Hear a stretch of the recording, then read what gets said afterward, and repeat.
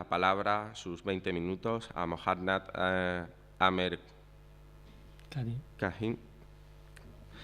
Y bueno, él nos va, un título muy largo, transliterado del árabe, va a hablar de los manuscritos aljamiados de Zaragoza, en este caso. Creo que está más o menos resumido sobre Al-Garay. Sí, ¿De acuerdo? Tienes la palabra, muchas gracias. Vale, muchas gracias por la presentación. Doy las gracias a Casa Árabe y a la Escuela de Traductores por darme la oportunidad de participar de este simposio y conocer más. Presentamos en este foro una obra andalusí que se tenía por perdida. El Kitab Gharaib al-Nukhab fi Raghaib al-Shu'ab, es decir, el libro de las cosas extraordinarias selectas sobre la amenidad de las sectas. Su único testimonio se halla en el manuscrito 88 del Fondo Oriental de la Biblioteca Angélica de Roma, apenas conocido y catalogado de manera incompleta, pues no se da cuenta en dichas catalogaciones de la presencia de glosas en aljamiado ni se identifica a su autor. Dicho autor fue un sufí de origen malagueño llamado Muhammad bin Ahmed bin Abd al-Rahman al-Ansari al-Sahili, que nació en el año 1279 y falleció en el 1353. Como ya señalara Ibn al-Khatib en su Ihata, y como se recoge en la más actualizada de sus biografías, la elaborada por Martínez Enamorado y por Rida Butchar. Aunque Ibn Khatib solo menciona el lugar donde murió, Málaga, se sabe que fue ahí también donde nació, pues en el año 1258 su abuelo procedente de Granada se había instalado en la Sharqía malacitana, donde había nacido su padre Mohammed, estudiado por Velázquez Basanta.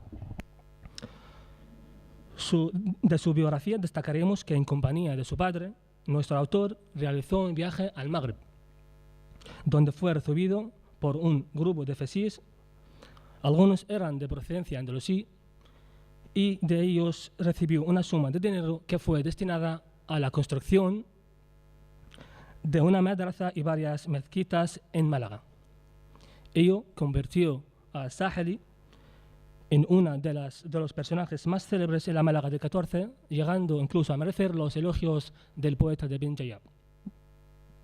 Durante los últimos 19 años de su vida, ejerció de imán en la mezquita mayor de Málaga, donde lo encontró Ibn Battuta en el año 1351, 2 años antes de su muerte.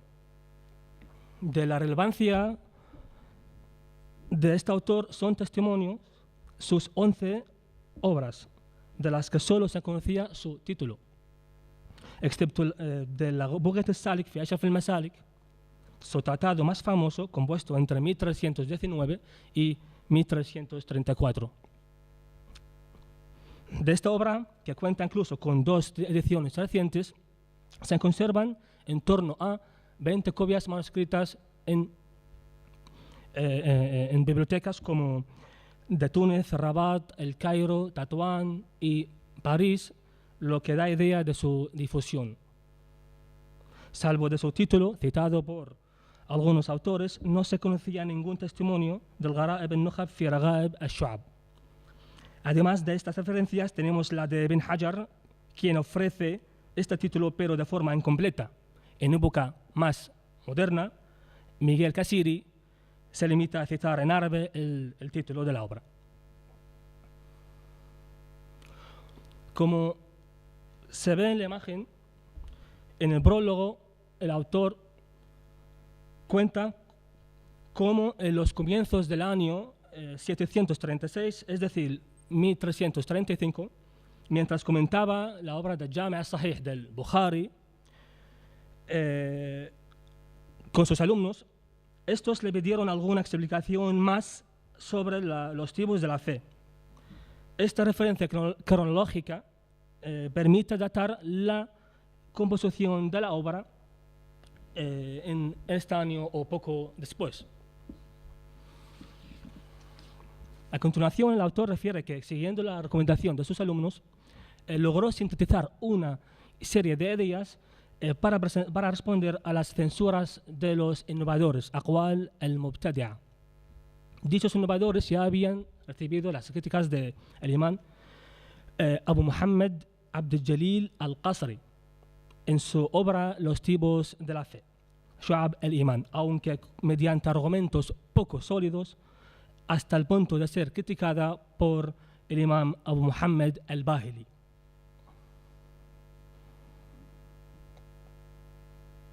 Por último, el Sahili, nuestro autor Sahili, tras intitular su tratado, enumera sus tres partes, el Sawabiq, el Maqasid y el Lawahiq, y hace mención de algunos capítulos. No nos detendremos en la descripción del contenido de la obra ni en la relación de sus 41 capítulos, dada la existencia de un minucioso índice elaborado por Giuseppe Asemani a mediados del 18, el manuscrito 88 bis, que hemos editado recientemente. Pero sí trataremos de destacar que al interés per se del original árabe deben añadirse otros aspectos no menos importantes. En primer lugar, que en el mismo colofón figuran datos interesantes en torno al copista y la fecha de la copia. El manuscrito fue copiado por un mudéjar de nombre Ali bin Ahmed al-Sahrawi, hijo del imán Khatib al-Jama'a de la mezquita de Orría al-Shalonía, es decir, Orría de Jalón en Zaragoza, el cual señala la fecha de su copia, el 24 de mayo del año 916, es decir, 1510. Hablaremos ahora de su procedencia, la procedencia de la obra.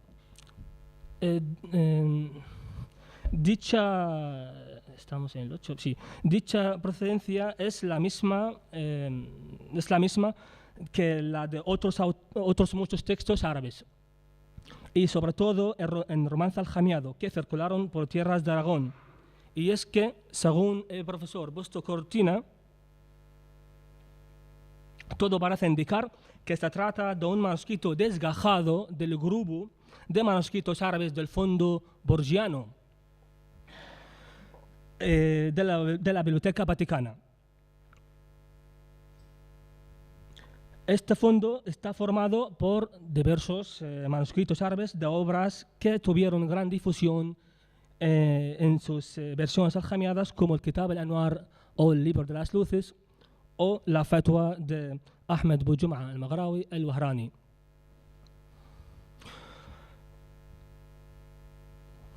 No es posible detenerse en un complejo itinerario seguido por este grupo de códices. Algunos de ellos proceden de los hallados en Pastrana en 1622, cuyo hallazgo conocemos a través de la descripción de Dobilio. Estos manuscritos pasaron a la biblioteca del conde duque de Olivares.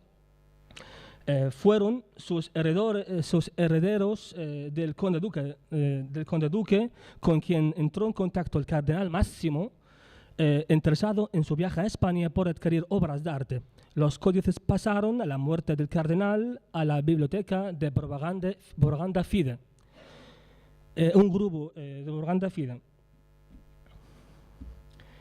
donde permanecieron hasta su traslado a la Vaticana en 1902. Sin embargo, sabemos que a mediados del 18, cuando Asemani trabajaba para Propaganda Fide, un grupo de manuscritos de Ghazali y de Mística Sufir salieron de su biblioteca y no fueron devueltos hasta principios del 19.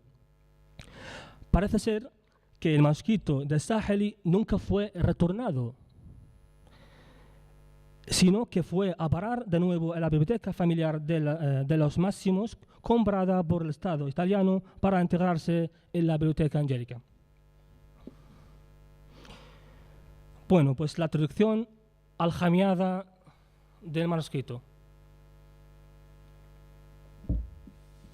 Resulta del todo excepcional que una parte del Gharaib al-Nukhab, fi Gharaib al-Shu'ab, sus capítulos de tema escatológico, fueron traducidos al romance aljamiado por un morisco, traducción que nos ha llegado por una sola copia, el manuscrito de la Escuela Espías de Zaragoza, copiado por un tal Isa Sicribano, miembro quizá de la familia Sicribano que vivía en una ciudad de la sierra a finales del 16, de cuyo famoso hallazgo procede el manuscrito. Como se observa en el cuadro, la traducción comienza con el capítulo 13 del Gharaib. Esta es las costumbres y materia de la creencia y es el creer en dar conto, que ha sido desplazado. Siguen el resto de capítulos, la materia novena, decena, oncena y docena y catorcena. No se sigue, por tanto, una numeración del todo correlativa, y además la materia novena y la materia decena se repiten al final del manuscrito, aunque con los títulos ligeramente cambiados, claro. Entre estas dos versiones median diferencias significativas que hacen suponer dos traducciones independientes. La primera versión, la del fragmento inicial, es más literal y con más errores, pues hay algún caso de omisio ex homoioteleutum. Frente a la del fragmento desplazado, no resulta descartable la existencia de otras copias perdidas, y así parece sugerirlo la lectura asuyente del fragmento inicial, que parece lectio facilior por y asuyito a, lo que supone que el copista leía sobre otro texto aljamiado. La existencia de errores en la copia de la obra de Sahili que se mantienen en su versión aljamiada avala la hipótesis de que este haya sido el manuscrito árabe del que se sirviese el traductor morisco. Así, el copista del texto árabe transcribe erróneamente yatf, apagar, cegar, en vez de yahmi, proteger, sin que el traductor advierta el error, pues traduce y cegarse han y perderán.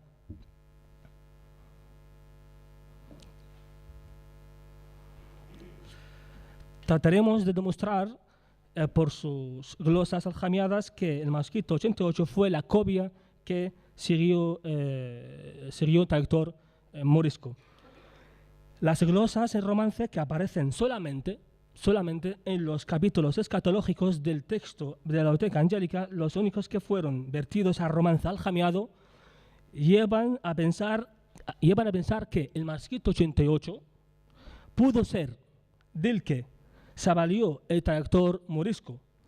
Estas glosas aljamiadas repiten en su mayor parte las mismas selecciones léxicas que se hallan en el manuscrito aljamiado de Zaragoza. Como se ve aquí, las glosas, el aljamiado, en el manuscrito árabe, para explicar algún término difícil de explicar, de entender.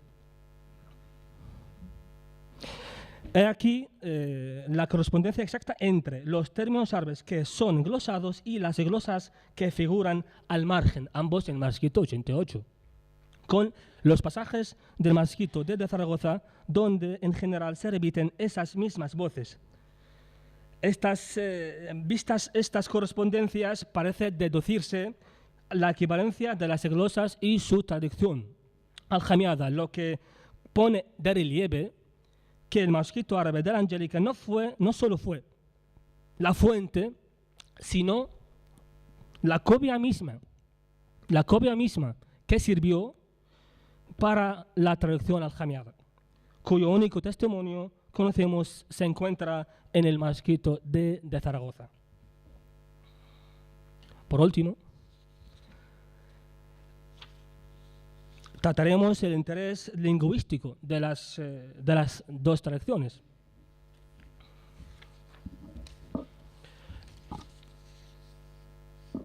No es posible ofrecer el análisis detallado de todos los aspectos lingüísticos que desvelan la comparación de los 5 capítulos del Gharaib al-Nukhab fi Raghaib al-Shu'ab, confrontados con sus traducciones aljamiadas. Pero sí trataremos del problema de la literalidad de estas traducciones y su correspondencia al calco lingüístico. Se vienen distinguiendo 3 tipos de calcos semánticos: a los calcos de significación identificados por el profesor Konzi y por otros autores como la profesora Soha Aboud. Se añaden ahora otros nuevos como el del árabe farrata, descuidar, obrar con negligencia, que se traduce por faltar o defaltar. A los calcos de esquema ya conocidos se añaden otros nuevos como volvientes, a partir del verbal árabe pues, al-iqbal, de la raíz aqbala, venir, llegar, acercarse, o estamiento sobre el calco pues, al-hal, sobre el árabe al-hal, etc. Asimismo, a los de coincidencia léxica se suman nuevos ejemplos como enfermedad, como del verbal, enfermedad, con el valor de desgracia sobre el árabe illa, entre otros muchos. Cabría añadir una cuarta categoría de calco por similitud fonética entre la raíz árabe y la romance. Al ejemplo observado por Bosong, es posible añadir otro nuevo el del término al-jazira, que ayer mencionó también algo parecido el profesor Salvador. Al-jazira, arabismo que, por similitud fonética, se emplea para traducir el árabe al-jisr, puente. Por otra parte, de los 68 arabismos analizados, confrontados con su traducción al romance, se debe destacar una mayor tendencia a mantener la forma árabe más o menos adaptada por parte del traductor del fragmento desplazado, al final del manuscrito, que prefiere formas como ad-dunya,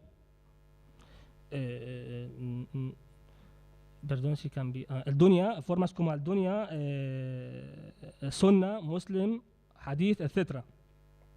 Frente al traductor del fragmento inicial que emplea el romance, mundo, historia, creencia, razón, etc. Es necesario también destacar aquellos arabismos que no se hayan documentados en otros manuscritos aljamiados. Hay nuevos arabismos que aportamos aquí, como por ejemplo el hayrado, un nuevo arabismo que no figura en otros textos aljamiados y que, como la voz hayranen de la que proceda, significa desconcertado, o como al-halas, Josiba, Ajbud-Dembi, al-Aqimet o al-Mani. Además, un estudio comparativo de las dos traducciones nos permite comprobar la fidelidad en uno y otro caso al texto árabe y además dar cuenta del esfuerzo de cada traductor, el esfuerzo que por aclarar algunos pasajes difíciles insertando comentarios aclarativos y explicativos. El objetivo de la traducción contenida en el fragmento desplazado puede ser el corregir y mejorar el texto inicial, completando la traducción de este en aquellos pasajes que no fueron traducidos.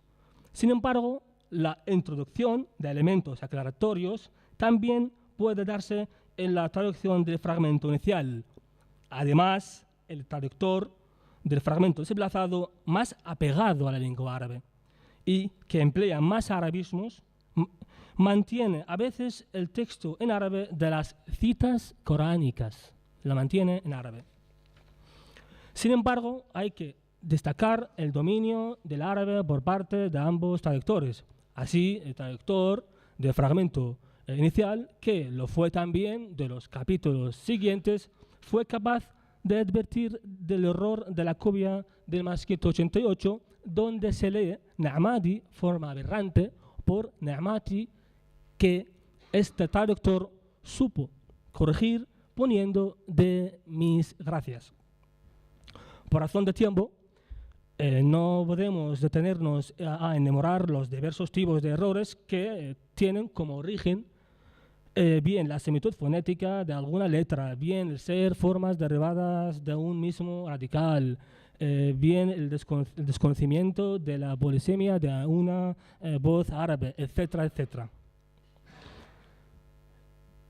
En definitiva, debemos concluir que el trabajo aquí presentado da a conocer una obra que se creía perdida de un místico de gran importancia de la Málaga del 14.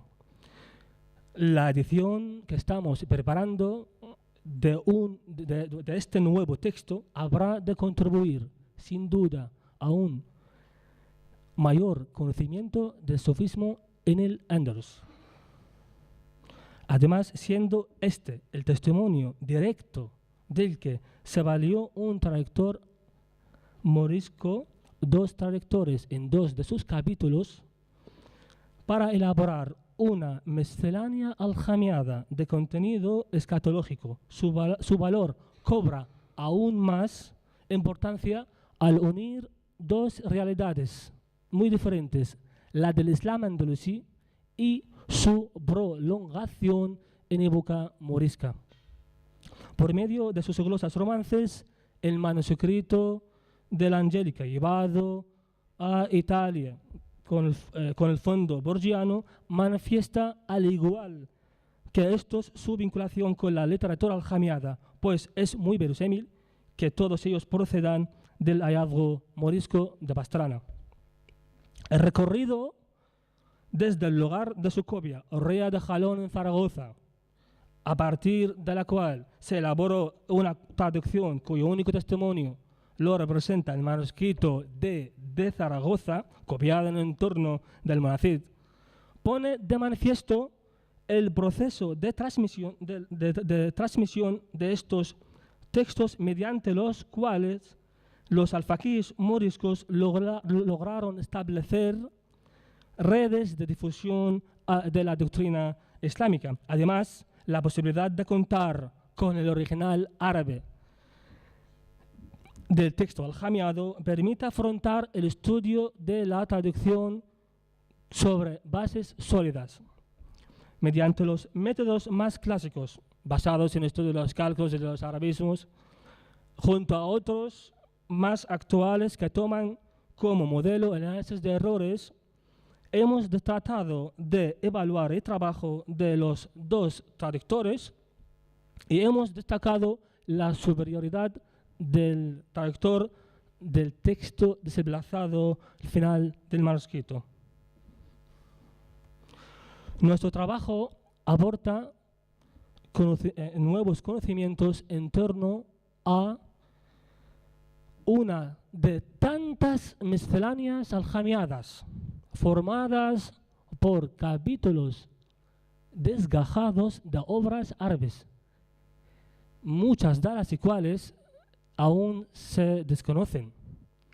Al indagar en dichas fuentes, no es imposible, como es en mi caso, llegar a encontrar o descubrir fuentes árabes que, como el Gharaib,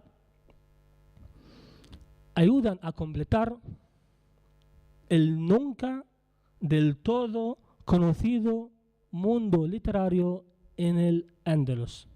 Muchas gracias.